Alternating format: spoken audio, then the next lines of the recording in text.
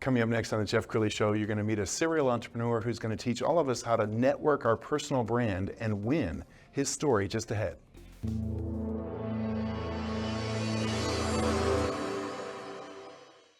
Many are predicting that the worst is yet to come, which is unfortunate, said one person here. Until now, they've enjoyed the reputation of being the nation's icebox. Watched a burglar in his home this morning by webcam. As a journalist of over 25 years, stories are what make my world turn. Reporting live from the Dallas newsroom tonight, Jeff Crilley, Fox 4 News. But in 2008, I took the jump from my familiar life and started a PR firm from my home. We're talking about anyone with a camcorder like the one I'm using becomes a television network. We started slowly growing the company, and we now have over 100 clients, and we've branched into the world of live digital broadcasting. I now own 8 different TV studios and have a huge team, and the stories that I now get to share are sometimes the most important of my life. Life has a funny way of coming around full circle. This is the Jeff Crilley Show. So I'm a big fan of personal branding, and I often use the analogy that if you were a realtor for Ebby in a small town, and you did that for 20 years, and then you finally jumped from Ebby to another Remax brand, what transcends? Is it the Ebby brand that was important, or was it your personal brand? And I would submit to you that in a small town, it's more about your personal brand than it is about the corporate brand. Somebody who believes that as well as John Humphrey. He's with Connect for Life. Thanks for coming on the show. Great to be here. Yeah. All right, did I misspeak? Am I right? No, you're right. And it's changed a lot with social media and social selling and all of the proliferation of technology. I've worked with services companies and technicians my whole life, and if they don't work on their brand, they cannot get found. Yes. All right, tell everybody a little bit about your journey so they can appreciate the lens that you look at. Yeah, so I'm a SMU grad, double major economics and finance, got into the banking business, quickly quit that to get into the restaurant business, went from 1 restaurant to 4 to 1 in 3 years, and found myself back in grad school doing a MIS in marketing and management information systems, and got into the tech business. Wow. Ended up at Anderson Consulting, left there to learn how to sell, and then started a company in 2003 with a good friend of mine called Pariveda Solutions, based here in Dallas.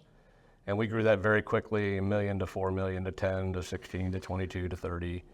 And after about a decade, I sold my interest and started working on this idea of helping introverts. Wow, I love that. Yeah. And inside an organization, you can increase your own personal brand inside an organization. Absolutely. I used to ask all of my consultants, what are you famous for? Like, if somebody had to say you're famous for one thing, what would it be? And that led to this journey of helping people get out of their own way and let the market and others in the firm, outside the firm, know what they know. They're knowledge workers. Sure. And then a few years back, I ran into a study by Gartner that said 89% of buyers are actively looking for the solution providers before they ever engage anybody from the company. And that was kind of a game changer for me. That said, wow, I got to help these people because they've never had any formal training, they've never had a marketing class, they don't know how to post on LinkedIn, they just shouldn't be by themselves. Well, let's give some advice to the introverts that are watching this right now, because some of them probably have an inner monologue saying, well, I don't want to appear like I'm bragging, but if an introvert saved the day inside a company and the boss doesn't know it, is the introvert doing himself or herself a disservice by not letting the boss know? Well, it's less about tooting your own horn and more about adding value and helping others. I used to tell my young children, you're either going to be a nerd or you're going to work for one. And so I think you don't have to be a bragger, but if you're out there constantly helping and giving, there's a great book out there called Go Givers Sell More, and it's all about being a servant leader and helping others. And that's the connecting part. It's looking at your network and your friends and the people that you know and helping them to succeed at anything. They need a new mechanic, they're on vacation, they need a new architect. And the marketing piece is, how do I create those collisions? How do I create valuable content? How do I comment on others' valuable content? How do I get speaking engagements? The thing that everybody's afraid of. Sure. And then finally, how do I learn basic processes for how to prosecute an opportunity from opportunity to business? Yes, and let's talk about your book, Networking, network your personal brand and win. You wrote this in what year, John? Well, I started the company in '03 and started writing notes. And then I left in 2012, and by about 2015, I finally had enough courage to do it. And so it's Love been it. and then I revised it about a year ago because the world had changed a little. And Yes. so, yeah, it's been a great journey. All right, tell me one of your favorite success stories.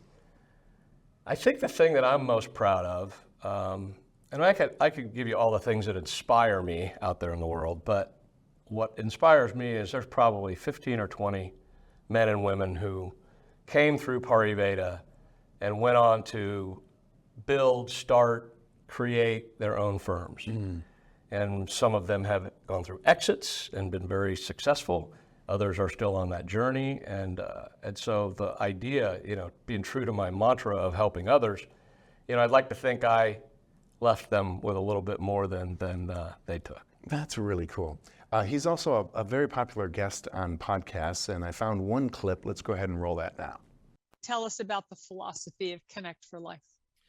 If you have this attitude of helping people and giving back, you can't possibly outgive your network. So what does that mean? That means you need an auto mechanic. That means you're moving to a new city. That means you need a new CPA. That means, oh, you guys want to upgrade your Salesforce thing. You might say, hey, you know anybody that can do this? So it's this network of reciprocity where if you genuinely want to help other people, then it's going to come back to you tenfold. You just can't outgive your network if you build one.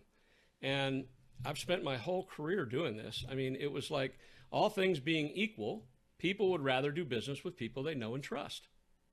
And so you got to become that person. And so the book really goes through, why networking, what are some of the tips and tricks, what are touch points? Touch points is my system for measuring every week all the different touches you have. And is that a connecting thing? Is that a networking thing? Did you publish something? Did you give something to a friend? Oh, I heard you're going overseas. Hey, you really ought to go to these 3 places in Europe, or whatever it is. And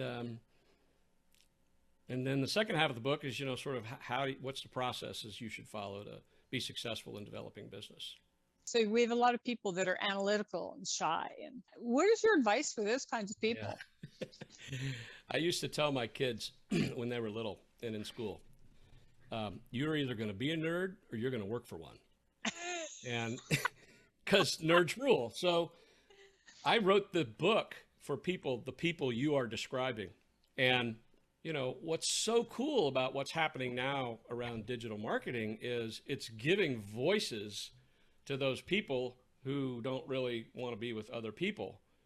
And so they can use the principles that I have in building a network, and with publishing and writing. I just joined a thing to do 30 blogs in the next 30 days. And so if you have something to say, there's lots of places to say it. And ultimately, in the tech space, we're looking for people that know how to make friends and solve problems. It's just not that complicated. So one of the things that I think you're talking about here is not just high tech, but high touch, because so many people want ChatGPT to do it for them, but you start to lose some of your humanity when you're relying on a computer to I watched a TED Talk that described what trust was, and trust is sort of this triangle of authenticity, empathy, and logic.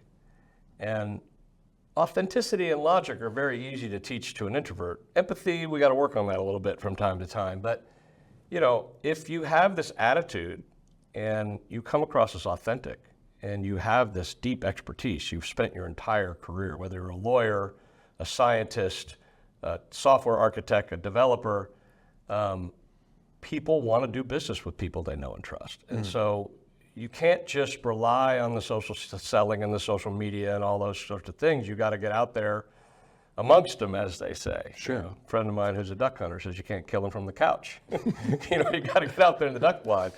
And so I'm a big advocate of being involved and and creating collisions. Sure. Okay. Well, give some advice to the introvert entrepreneur out there who's thinking about breaking out from corporate America and starting their own thing. I mean, there's challenges to all entrepreneurs, but to an introverted entrepreneur, what advice do you give to that person? Well, I'd say, first of all, there's a lot of you out there. There's, I think, 46 to 47% of the population would classify themselves as introverted. And if you have the deep expertise, then you could start your own business just by advising others and selling time for money. And you can do that and make a very good living. If you want to grow to the next level, there are resources everywhere to help you do that. And whether it's my company or others that have done it, there's EO, there's lots of organizations you can join to help you. And you'll never regret, I think, working for yourself. You have this beautiful combination of freedom and intensity. I happen to be very comfortable working remotely, working from vacation, taking 2 hours in the morning before I hit the slopes at Park City like I was last week where I'm working. And so you can design your life around your business. And I think that's the most exciting thing that I would tell a solopreneur is live the life you want to live and help people doing it and get paid. It's a pretty good deal. I love that. Hey, John, we only have a couple minutes left. So final thoughts, and how does one engage you? If somebody's watching this right now saying, I think I found my coach, what happens? Great. So you can certainly follow me on LinkedIn. You can do John Humphrey Connect for Life. We also have launched a software product called The Connect Points at theconnectpoints.com. You can actually download a really cool interactive journal I call the Net Connector Score, which would give you a description of the kind of points that we track and the point level that we give on those things. And then I've also got a university on Podia called connectpoints.podia.com. So I've got the content out there. We've got the software product now to help you track. And it's really great for solopreneurs because sometimes you get busy and you don't realize, well, what are the most valuable things that I'm doing every week? Am I connecting with the right people? Have I written a proposal lately? Oh my gosh, I hadn't been to a networking event in 3 or 4 weeks. Maybe I need to get out there. Yeah. So, and I love it, John, that you've actually walked your talk. I mean, there are so many coaches out there who never ran a business, never sold a business. So I think you're amazing. We're going to end with his website so you can get in touch. Connectforlife.com is the website. The great John Humphrey. Thanks for coming on the show. thanks. Appreciate it. That's it for now. We'll see you next time.